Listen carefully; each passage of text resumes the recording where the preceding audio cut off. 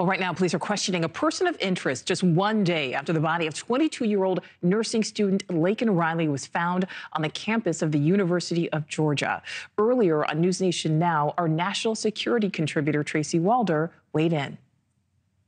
This is a huge campus that has not had a homicide in 20 years. So really that makes it very, very safe.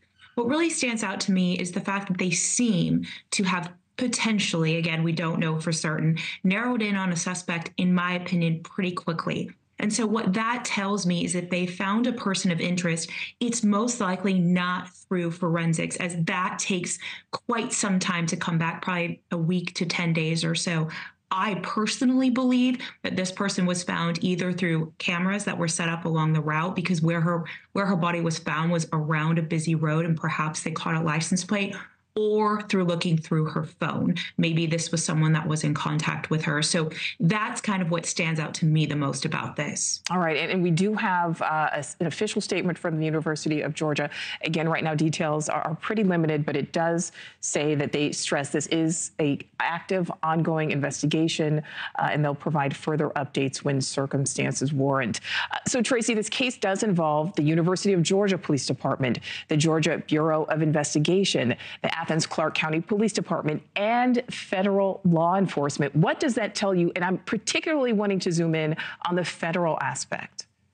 So in my opinion, the federal aspect is being brought in there to exactly what you said, to really work with those other 4, because you also have campus police most likely involved as well. So now you've got 5 total law enforcement entities. And a lot of times when that happens, there needs to be an effort to coordinate all that information and also to coordinate it very, very quickly, because potentially you could have a killer on the loose, and the school and the community has to keep its citizens safe. And so they most likely brought in federal authorities to help really organize that effort. That's typically when they're brought in, is when you have multiple law enforcement entities, when they do in this case, to really go through this. This is a very brazen crime. It sounds like it really occurred in broad daylight in a pretty well-traveled area. And so they are going to have a large amount of probably forensic data as well as digital data to go through, and the federal law enforcement will really help them streamline that. You know, and Tracy, you brought up a good point there. This did happen during the day. She went on a morning run.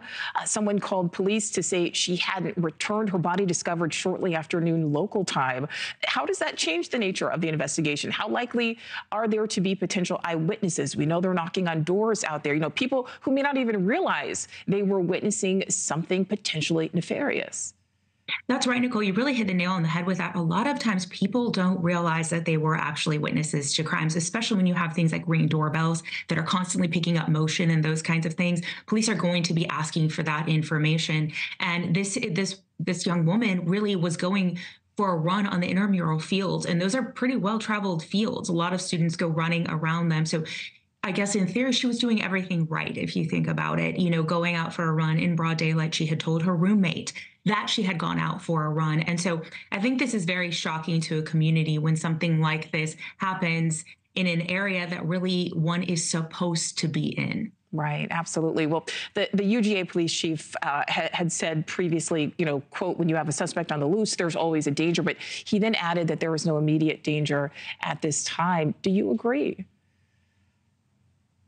I hate to disagree sometimes with law enforcement, but I do disagree a bit, because in my opinion, you can really never be too safe. And I do understand the need to not wanting to get an entire community full of tens of thousands of students and residents sort of up in arms. But in my opinion, everyone has the right to really keep themselves safe. And if that means locking your door, whatever it is that makes you feel safe, I do feel it's not, you know, an imminent threat in that there's, you know, mass shooting or someone that's armed and dangerous.